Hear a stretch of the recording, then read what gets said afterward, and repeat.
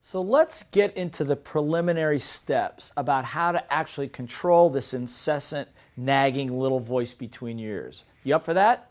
Okay, good. So here's first step. The first step is to number one, recognize that you have a little voice and that little voice is not necessarily you. You have to be able to step outside yourself and be able to disassociate yourself with it a little. It's not you. It's a part of you, but you have a lot of little voices. Like I said, it's the composite of old experiences, of what other people tell you, other people's advice, and you've got to be able to say that it's not necessarily you. That's number one. Number two, you've got to learn to interrupt it and stop it. So I'm going to give you a little way to do that. So I want you to remember you saw my pictures of my little voice. So pretend like your little voice is sitting right here. And what I want you to do when it starts saying, you can't do it, it's too risky, you're not smart enough, whatever, all I want you to do is take your hand and just go, stop. Come on, do it right now. Stop. Come on, hit it harder. Ready? 1, 2, 3. Stop. That feel good?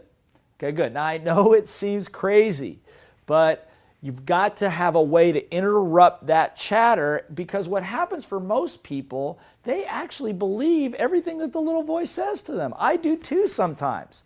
But you've got to understand that it's not you, and you stop it.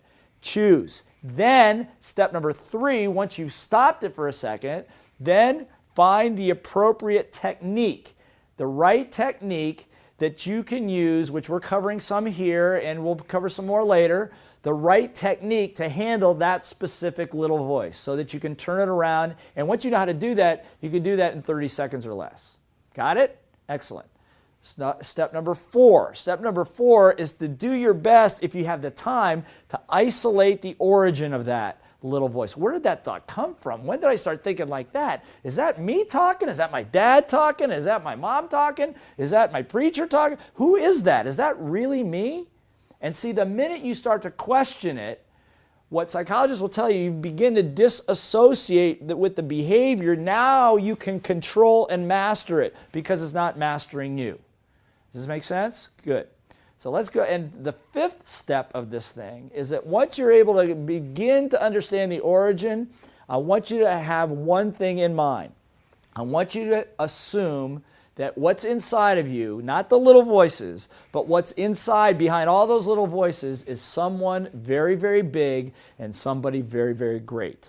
See, I work with hundreds of thousands of people over the last 25, 30 years in over 25 different countries, as I've said. People with small business, people with large business, people with multinational corporations, people with just their families and a small one-person business. And the one thing I'm going to tell you is that most people, and I'm going to talk about you right now. One thing I know about you, if you're on this program, you have no idea how big you are. Now I want you to notice what your little voice says when I say that. That's right, I know you. I know you have no idea how big you are, that you sell yourself way shorter than you should. The reason I know this is I have you in my programs. I've worked with people like you before, and the results you're able to accomplish in a short period of time are amazing once the little voice is out of the way. You've got to know that inside of you is a bigger, better, more capable person, and they become almost obsessed with getting to who that bigger and better person is. So here's what I'm going to ask you to do. First of all, take a deep breath. Let it go. I know that was a little heavy for you, but I want you to really feel that. You know I'm right. You know you're bigger than you give yourself credit. And you know that everything that you want is right within your grasp if you just get those stupid little voices out of the way, right? So here's what I'm going to ask you to do.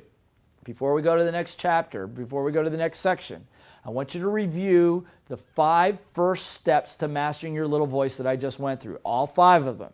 Make sure you got them down, particularly the one that says when that little voice comes in there, you just go, stop. Most important part. You can choose the thoughts you want to have. And once you do, you're in control of not only your little voice, but you've also mastered your destiny.